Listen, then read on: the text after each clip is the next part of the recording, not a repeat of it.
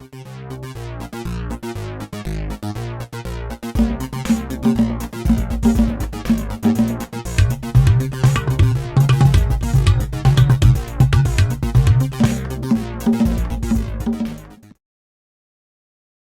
morning, everybody. Thanks for having me. Dick, thanks for the introduction. Terry, thank you, as well as Deb, for being co-chairs of the event. Some nuclear generation, natural gas, and some petroleum, and we also have some hydroelectric on the river, as you know, and some renewables. This is changing rapidly and significantly, mainly with the advent and in development of technology in hydroelectric fracturing and natural gas deposits that we have here in Ohio, as well as across the region and the country. Some estimates are nationally, I think our overall generation of energy from coal is just over 50 or 55%. Ohio is certainly above that, and overall, and I think there's estimates, wild estimates, if you will, on just how prolific natural gas and low cost and abundant natural gas is going to have an impact on that, bringing our coal generation nationally somewhere below 35%. But I think those are certainly just speculation at this point, but certainly natural gas is going to have an impact. So why is Ohio leading on energy policy? And I've tried to break it down into a couple issues. One is that we do have some diverse natural resources, whether it's coal and whether it's hydro, whether it's natural gas, whether it is renewables, wind and solar, biogas. Ohio's blessed in having a number of opportunities, and the governor's perspective on this is certainly all these sources need to be competitive, but it's really at all seats at the table kind of perspective. We can use all the energy we can produce, because it ties into the next slide, because energy equals jobs and job creation. We don't do a lot, if you understand, in the administration without focusing on economic development, job creation. Many of those issues relate directly back to energy, having low-cost, abundant supplies of energy to drive our economics and development. There's also increased federal regulatory pressures on coal and coal-burning industries from the federal government, from US EPA and others that are really driving some significant changes in the electric generation market. And there are new technologies, particularly hydroelectric fracturing and the oil and gas development and the tight shales, that are really driving access to new economical energy sources. We're also seeing some fairly significant changes in cost structures related to solar power generation and even in wind and other renewable resources that I think are all making some of the renewable assets more cost effective. Thank you and appreciate the invite. Good morning to all of you. I'm happy to speak to you here today. As Jim mentioned, I work for River Operations, which is American Electric Power's River Division. Our responsibilities is we move about 30 million tons of coal and consumables to our power plants. We also move about 45 million tons of commercial commodities throughout the inland waterways system. Of that 45 million tons of commercial commodities, about 20 million tons of that is the Ohio River. So when you combine our fuel and consumables to the power plants and what we do commercially, we ship about 50 million tons in the Ohio River Basin. Very important piece of the inland waterway infrastructure for AEP river operations. I take real pride every time I have a chance to talk about the safest, most fuel efficient, most environmentally friendly, and most economical means of transporting bulk commodities within the United States. I'm going to present to you some highlights of a study that was entitled A Model Comparison of Freight Transportation Effects on the General Public. This study was authored by the Center for Ports and Waterways at the Texas Transportation Institute, and the study compares truck, rail, inland marine transportation in terms of safety, energy efficiency, environmental impact, and congestion. The independent university-based experts in trucking, rail, maritime transportation reviewed the work of the TTI study periodically, and also when it was completed to ensure the data was properly reviewed and interpreted. River transportation is the safest means for transporting bulk commodities within our country. Very important on the research team was to look at the risk of the general public arising from each mode of transportation. The research team didn't want to capture occupational injuries, such as a truck driver lifting up a heavy box and injuring his back, or a deckhand tripping and falling on deck. Instead, they focused on the accidents that affected the general public, such as a truck crash, a grade crossing accident with railroad, a train derailment, or even an accident where a towboat would hit a bridge. And the results were certainly very striking, as this slide shows. On a per ton mile basis, the TTI study found that for every person who was injured in an accident related to a barge, there were 95 injuries related to rail and over 1,609 injuries related to the trucking industry. And that's just to the general public. They took the same study and looked at it on fatalities on the same basis, and the numbers were again striking. For every fatality in a barge-related accident, there are 18 fatalities that are rail-related and 132 fatalities in the trucking-related accidents. Again, that statistic is based on ton miles moved, so you can't simply state that trucks move more tons or rail moves more tons than barge. So not only are we the safest, we're the most fuel-efficient means of transporting bulk commodities. The inland waterways can move 1 ton of freight 616 miles on 1 gallon of fuel. You take that same ton of freight for the railroad industry, and they can move it 478 miles on 1 gallon of fuel. And trucking moves that same ton of freight 150 miles on 1 gallon of fuel. This makes the inland waterways industry more than 400% fuel efficient than trucking and almost 30% more fuel efficient than rail. And if we're that fuel efficient, we're certainly more environmentally friendly. To take the same amount of cargo generated that moves on the river and move it to rail creates 30% more carbon dioxide than by barge and over 1,000% more carbon dioxide emissions by truck as compared to barge. Not only are we safe, fuel efficient, and environmentally friendly, we're the most cost-effective mode of transportation there is. In 2010, I know Chuck talked about 2009 tonnage of 522 million tons. In 2010, the inland waterway system moved over 566 million tons of freight valued at over $180 billion. The average cost savings is about $11 per ton versus rail and truck, according to the TTI study. So the inland waterway system saved the country $6.2 billion in transportation costs in 2010.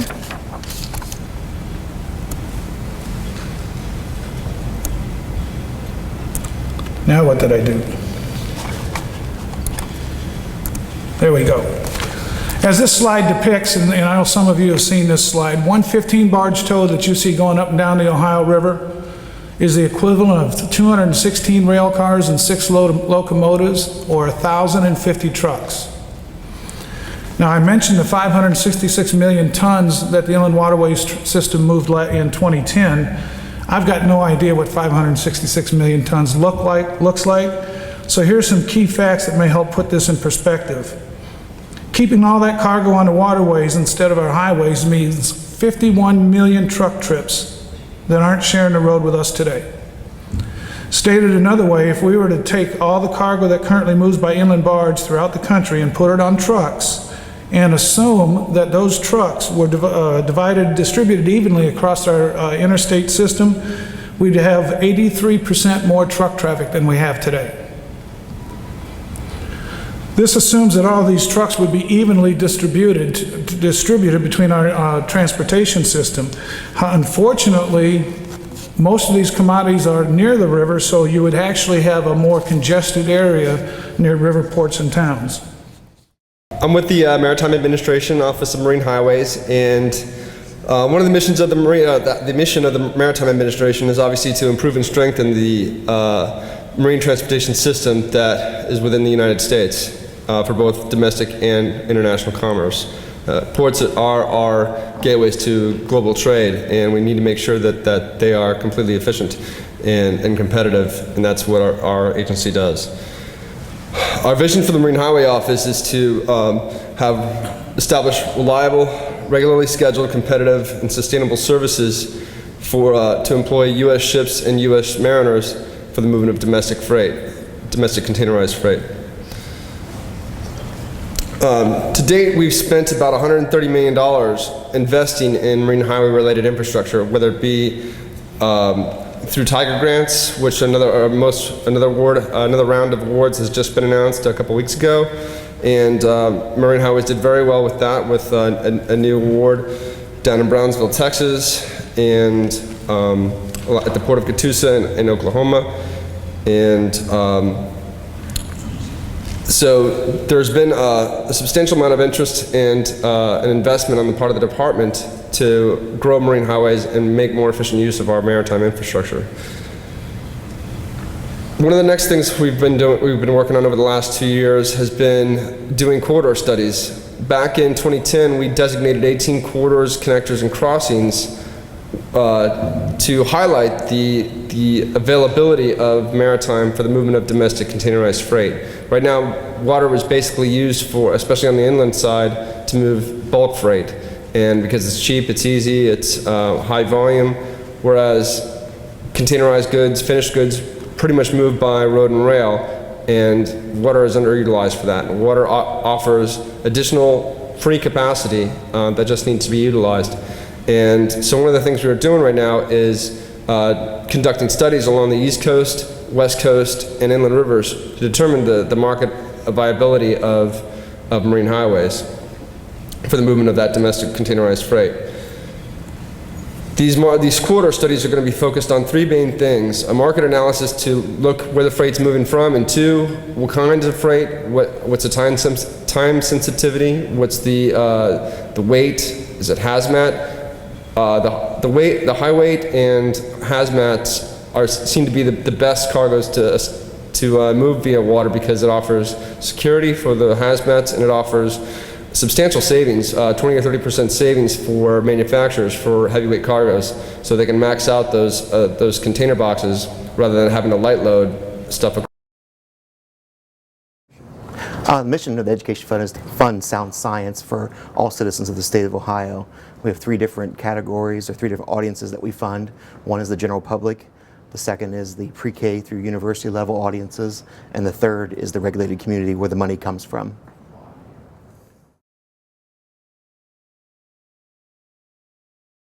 Yeah, last year we funded the Books Teacher Workshop, what was to add additional teachers to the program, where they have worked with technology and doing water chemistry analysis on the Ohio River.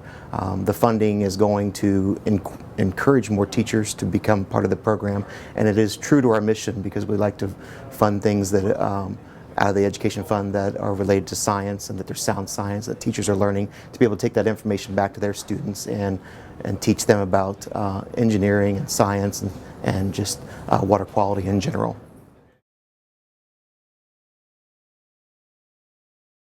It does, yeah. We see a lot of projects come across in the grant fund, and it's interesting just to see those projects, to be able to go out and do site visits and see how well they followed through, and to see the progress with the money that we've been giving them. So it's interesting to see those different types of projects that we have across the state of Ohio. The fund was created 21 years ago, so there's been a lot of projects funded in that 21 years. Okay, my name is Justin Weisman. I'm a civil engineering student at Ohio University. I'm studying water resources. So far, what I've learned from the symposium is the benefits of fracking, as well as the... Okay, my name is Yiqing Guan. I'm from China, from Hehe University. Hehe University is the biggest university in the world for the water education and research. In Chinese, the name, it means that He means river, Hai means ocean, sea.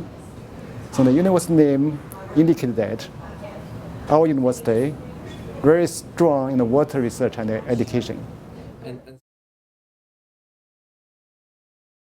Yes, and also for the three grand dams, for the designing, planning phase, our university, a lot of professors involved in such work since 1960s. When I was in the students of the university, our professors already taught us they do some of the research work for the planning about this dam. But the dam, it was started in 1993, but it was planned in 1910. 100 years ago already. Wow. They do some survey work about this dam.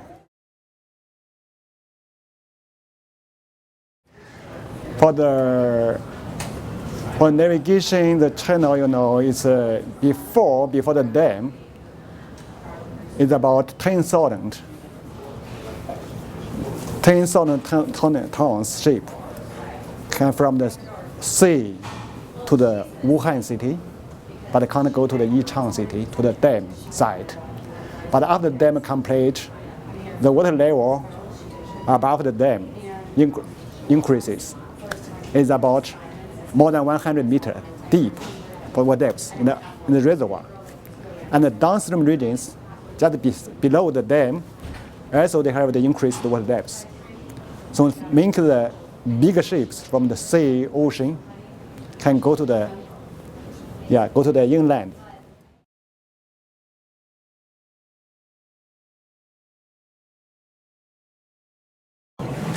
Most of the talks, actually all the talks, are going to be focused on subsurface energy. Let me introduce myself. I'm Hal Walker. I'm the director of the Ohio Water Resources Center. We're the federally designated Water Resources Research Institute for the state of Ohio, as created through the Water Resources Research Act. There's one center in each of the 50 states, as well as a number in many of the territories of the United States. I'm going to talk to you a little bit today about the Marcellus and Utica Shale formations and potential impacts to water resources. I'll have to admit it is a little Ohio-centric, but a lot of the principles and concepts that I talk about today can be applied to your state if you're not from Ohio. So just a quick overview of the geochemical content and characteristics. Shale is a fine-grained sedimentary rock. It's comprised of silts and clay-sized mineral particles, and depending on the deposition environment, there's usually variations in the carbonate, iron oxide, and sulfide mineral content. The Appalachian Basin here largely bisects the Ohio River Basin. Or to give another view, here we have this medium-grade coal formation, and a lot of it, and some higher grades and lower sulfur in the western states.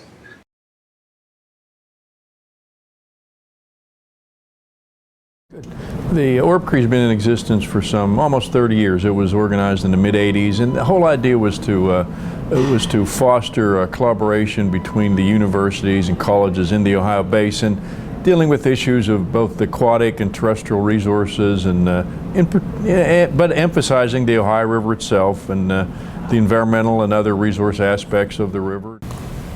And then for purposes of assessment and reporting, Ohio EPA has further divided the state up into 1,538 subwatersheds.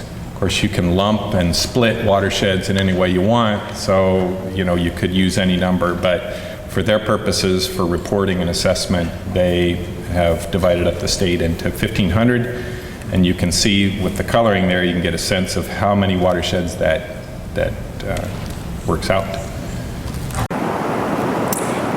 And then also, in looking at the Green River Basin, this is more comparable in size to the earlier two watersheds I mentioned. It's at 9,000 square miles. It's one of top 4 river systems in the U.S. in aquatic biodiversity. It has 151 fish species and 71 mussel species. It's also the subject of an ongoing Sustainable Rivers project with the Nature Conservancy. Well, it certainly can impact where our emphasis is at. Orsanco is an organization that's taking on new roles. I mean, they are getting much more involved in the water resource arena through their Water Resource Committee. I see this as an area where Orbcre can become much more involved, in particular at our scientific symposiums. We can place more emphasis on this very issue. Right now there's a real lack of any organizations within the basin who deal directly with what the water resource needs. And so I think Orbcre can play a very important role in doing that, in being a focal point and fostering research, educational aspects regarding water resources.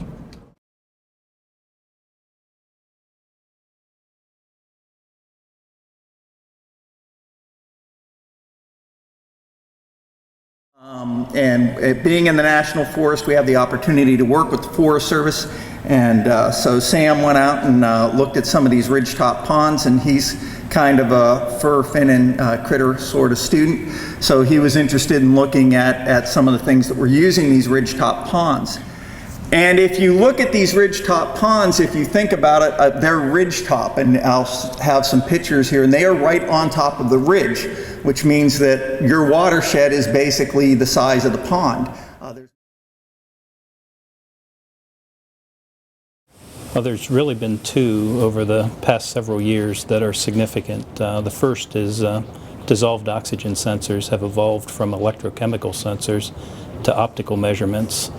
These have extended the deployment life from what might be a week or two to several weeks, perhaps even a couple of months. The second technology is real-time telemetry and data via the web. So the water quality sensors collect data in real time, send that data through cellular telemetry, radio, or satellite telemetry back to a computer, and then post that data on a website that makes it available to researchers in real time.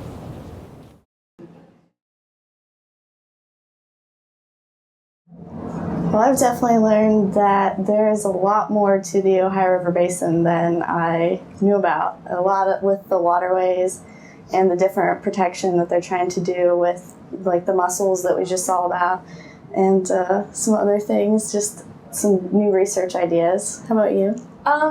I've heard a lot of new perspectives on things that I've just heard about in my classes, like the fracking. I guess coming from an environmental background, I've heard the negative sides of it mostly, and it was really interesting to hear the positive things about it. So.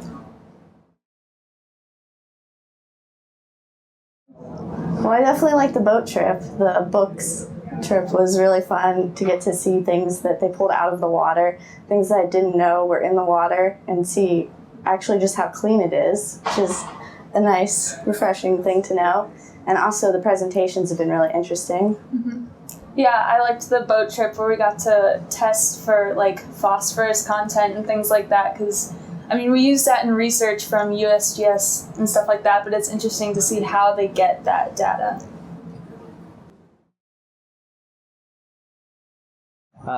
Down in Southeast Ohio, we don't have a lot of opportunities to do projects with universities and to get some different experiences. So I wanted to experience with my kids to give them, we're going on the boats, we're working with the university, we're working with a lot of good people, and to see just what future aspects you might be able to go into. Any interest in science helps, and if we can develop some interest in science with the kids, they might have a career path where they can go into.